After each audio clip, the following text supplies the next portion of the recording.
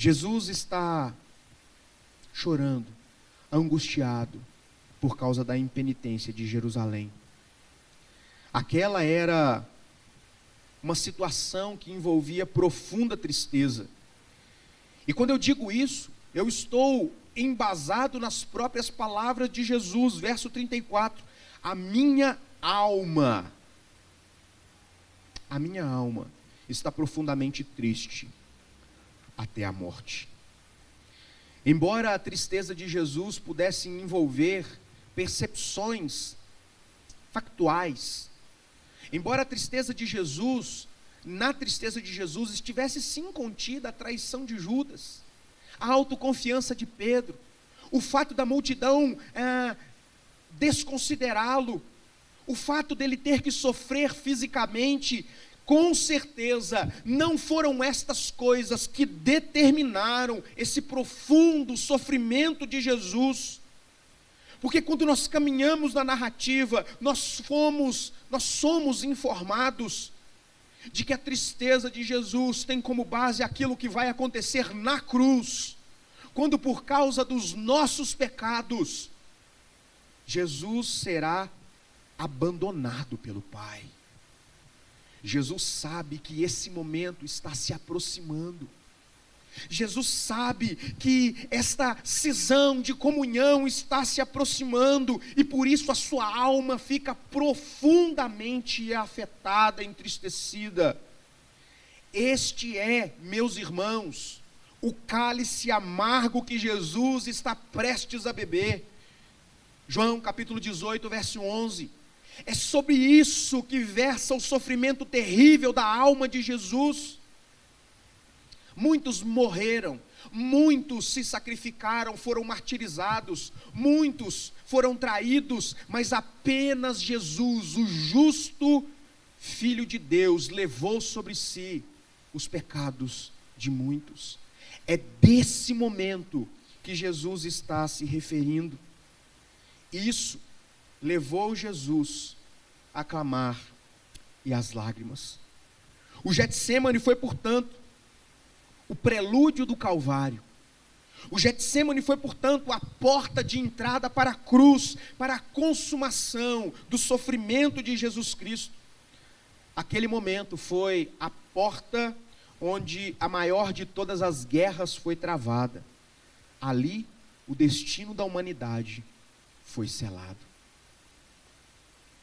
O Getsêmani foi o prenúncio do maior sofrimento experimentado sobre a face da terra. Jesus, o justo, foi abandonado por Deus quando levava sobre os seus ombros o peso do meu e do seu pecado. A morte, que era a consequência do nosso pecado, este afastamento, foi levado sobre os ombros de Jesus. Então, esta tristeza de Jesus nos leva a uma outra constatação, que foi a solidão perturbadora. No Getsêmani, Jesus sofreu sozinho. Muitas coisas ao longo do seu ministério, desses 3 anos, Jesus disse às multidões. Porém, quando Jesus anuncia o traidor, ele o faz apenas para os 12. E é muito interessante que outras coisas Jesus fala apenas para os 3 amigos mais chegados. O verso 34 nos dá conta que Jesus está tratando com estes 3. A minha alma está profundamente entristecida até a morte. Quando Jesus começou a suar sangue, nem os 3 estavam com ele. Jesus estava sozinho, os discípulos estavam dormindo. Isso me levou a uma reflexão importante. Muitas vezes, nós podemos dizer muitas coisas a muitas pessoas. Entretanto, determinadas coisas nós só conseguimos tratar com poucas pessoas. Existem ainda outras coisas que nós lidamos apenas com o nosso coração. A solidão é algo terrivelmente assustador. Quando Paulo estava na prisão romana, pouco antes do seu martírio, e nós sabemos que Paulo estava ali numa prisão domiciliar, e ele havia sido abandonado por muitas pessoas. Quando escreve a segunda carta a Timóteo, capítulo 4, verso 16, Paulo diz assim: na minha primeira defesa, ninguém foi a meu favor, antes todos me abandonaram. É muito interessante quando nós paramos e focamos em outro discípulo de Jesus. João foi exilado na ilha de Patmos pelo imperador Domiciano, e ele condenou João ao ostracismo da solidão. Mas foi justamente naquele momento de extrema solidão, onde João havia sido abandonado, é que ele viu a glória de Deus, e o céu se abriu, e ele recebeu o que nós temos como a revelação de Deus, o Apocalipse. É muito interessante que naquele momento de solidão, João viu a glória do céu. É muito interessante perceber que no momento de solidão de Paulo, quando quase todos o abandonaram, e eu estou me dizendo quase todos, porque no final do texto que ele escreve a Timóteo, ele vai dizer: mas Deus esteve comigo. Deus esteve comigo.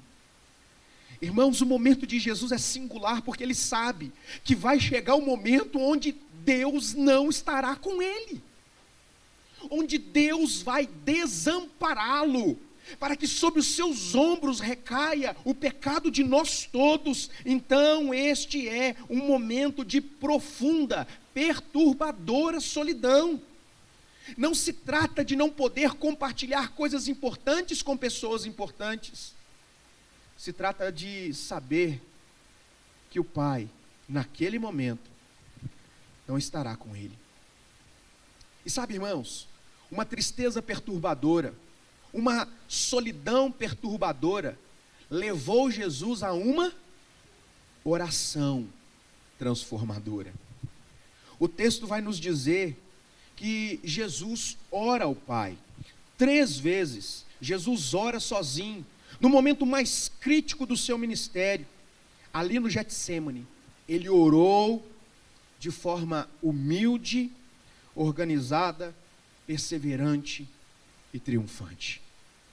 Jesus está diante do Pai, sabendo que haverá um momento onde o Pai não estará com ele. 3 coisas me chamam a atenção nessa oração de Jesus. 3 coisas me chamam a atenção na maneira que Jesus lida com o momento mais dramático de sua vida. E a primeira delas, a submissão de Jesus. Sabe por que eu destaquei isso? Porque eu fico pensando, irmãos, como muitas vezes eu tenho reagido aos momentos críticos da minha vida. Jesus nos ensina a reagir às situações críticas da nossa vida com completa submissão à vontade do Pai. Deus não perdeu o controle das coisas. Deus está no controle da nossa vida, e embora os sofrimentos sejam reais, e eles são, embora existam circunstâncias dramáticas da nossa vida, e elas existem, Deus está no controle de todas as coisas. Jesus ora dizendo: Pai, se possível, passa de mim esse cálice. É lícito clamarmos a Deus para que Ele nos livre dos nossos sofrimentos. Faça isso, irmão. Faça isso. Senhor, o sofrimento é terrível. Determinadas circunstâncias estão sendo insuportáveis para mim. É lícito clamar por socorro, assim como é bíblico nos submeter à vontade de Deus. A oração de Jesus não termina com um clamor de livramento, mas com uma declaração de submissão. Contudo, que seja feita a sua vontade, que seja como tu queres, e não como eu quero. Pense no maior dilema da sua vida. na maior dificuldade que você já enfrentou. Quem sabe esteja enfrentando. Nós somos de fato capazes de não apenas reverberar ou repetir, mas de nos submeter à vontade soberana de Deus, como Jesus o fez. Prestes a morrer, Tim Keller, fazendo já há algum tempo tratamento paliativo pelo seu câncer, ele pediu aos médicos que passassem os últimos dias com seus familiares. E eles concederam, porque a medicina já não podia fazer muita coisa, apenas amenizar sofrimentos terríveis, dores insuportáveis. E a família entendeu que ele queria estar mais perto deles. Frequentemente ele pedia que eles orassem mais com ele. Então ele está na sua casa, horas antes da sua morte. E as pessoas não sabem o que dizer, o que falar no momento desse. Quando a morte parece bater a porta e abri-la lentamente. Tim Keller nos dá mais uma bela lição. Eu estou bem. Não vejo a hora de me encontrar com o meu Senhor. Nós somos capazes de fazer essa oração? Ou temos vivido agarrado demais nos nossos interesses a ponto de nos desesperar quando não encontramos solução? O ano passado foi um ano diferente para nós. E um dos escritos do Tim Keller nos ajudou muito a entender o sofrimento na perspectiva bíblica. E eu quero recomendar para você, Caminhando com Deus em Meio ao Sofrimento. E é muito interessante como essa lição que aprendemos na semana passada foi completa com a última lição de um crente. Não vejo a hora de me encontrar com o meu Senhor. Se o Senhor quiser curar, Ele vai curar. Se Deus quiser transformar, Ele vai transformar. Mas o mais importante não é a cura e o fim da agonia, é estar na presença do meu Senhor. Jesus se submete à vontade do Pai, como quem exprime a angústia de sua alma. Jesus está colocando diante do Pai a razão pela qual a sua alma está angustiada, mas Ele não perde de vista que a vontade de Deus é boa, perfeita e agradável. A gente tem facilidade para reconhecer que a vontade de Deus é boa, mas uma dificuldade de entender que ela é perfeita, uma dificuldade de entender que ela é agradável, e Jesus está dizendo, se possível, contudo, declarando a sua submissão diante do Senhor. O derramar da ira de Deus está descrito no Antigo Testamento como sendo o cálice do atordoamento. Isaías 51, verso 17 e 22. É desse cálice que Jesus está se referindo. É muito interessante, irmãos, que quando nós olhamos para a oração de Jesus, nós somos ensinados que a nossa oração não pode ser uma tentativa de mudar a vontade de Deus em relação à nossa, mas uma declaração de sujeição à vontade de Deus.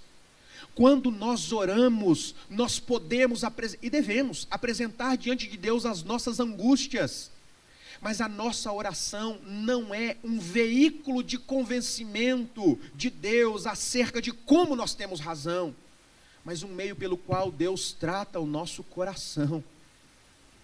Sabe o que é interessante? Jesus ora, se submete, chora sangue, angustiado, angústia até a morte. Mas quando Ele levanta dali, o servo sofredor caminha em direção à cruz, como um rei caminha para a sua coroação. A aquele momento de angústia de Jesus, que culmina num momento de intensa busca e oração, desemboca no servo fiel que se oferece voluntariamente para sofrer. A oração de Jesus também chama a minha atenção, na oração de Jesus também me chama a atenção a persistência que ele coloca diante de Deus o seu sofrimento. Como eu disse, irmãos, nós não apenas podemos, mas nós devemos colocar diante de Deus as nossas angústias. Quantas vezes oramos e depois desanimamos de orar? Quantas vezes nós insistimos, mas insistimos muito pouco?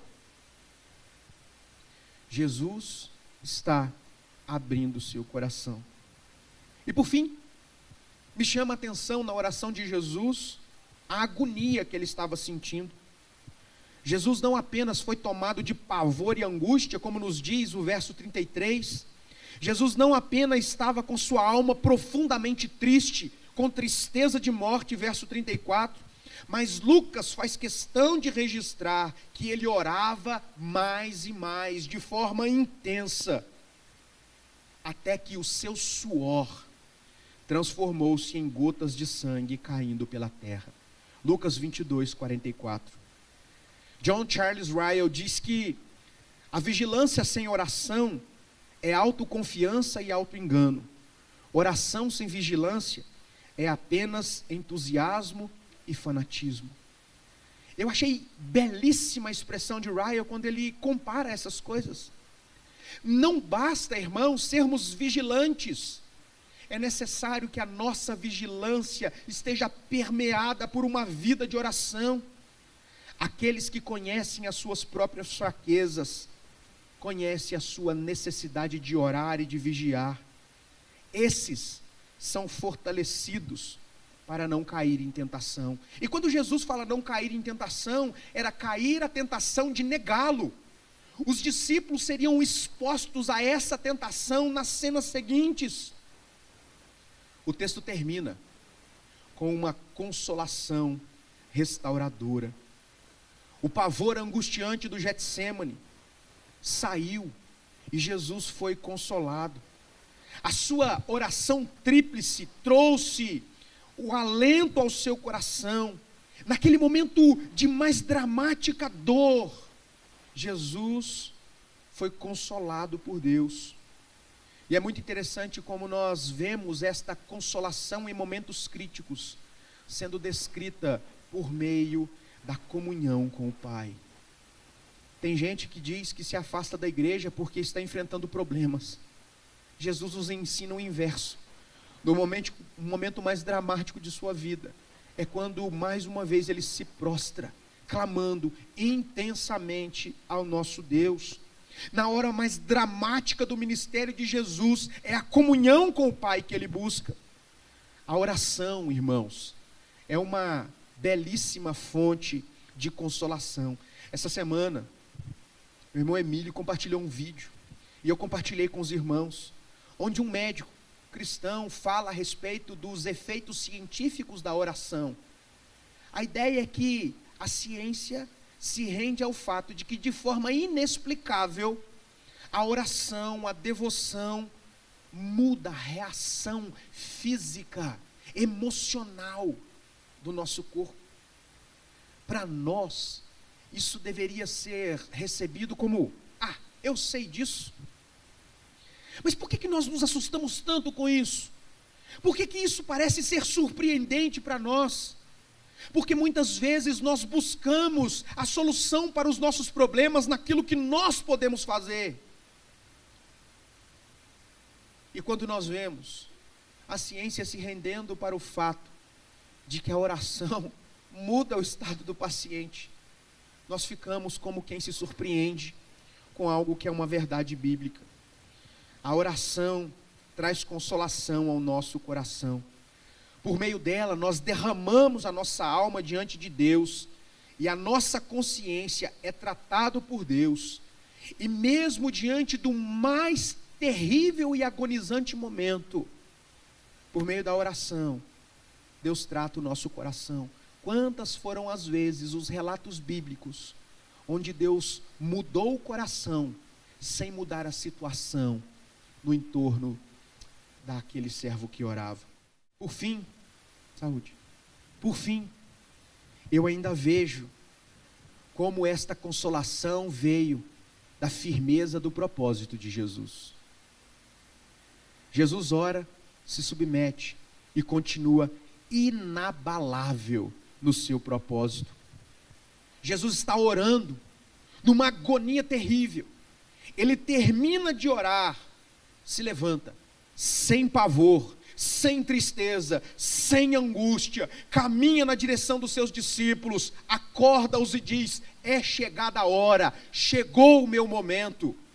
Deus tratou o coração de Jesus, ele triunfou de joelhos no Getsêmani para enfrentar as dores da cruz, para morrer de forma sacrificial por aqueles a quem Deus quis salvar. Portanto, meus irmãos, quando nós olhamos para textos como esse, nós somos informados acerca do amor de Deus por nós. Nós somos informados como Jesus reage ao momento de mais profunda dor, com oração e comunhão. Nós somos informados que nós não somos capazes de perseverar por nós mesmos, que a nossa autoconfiança nos faz contestar a palavra de Deus. Jesus disse: me negarás. Pedro diz: de jeito nenhum. E a sequência do texto vai nos ensinar que de fato Pedro negou, e foi exposto à terrível constatação de que ele não era bom o suficiente. Como reagir, irmãos, a uma declaração de amor como essa? Senão nos alegrando na presença de Deus, senão buscando uma vida de oração, senão vigiando em todo momento, e sermos fiéis ao Senhor na missão que Ele nos concedeu.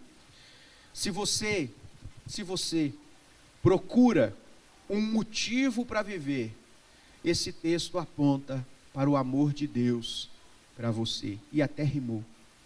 Olhe para o sacrifício de Jesus, sinta-se encorajado a depender dEle, a andar com Ele, a se submeter a Ele e viver para a glória dEle.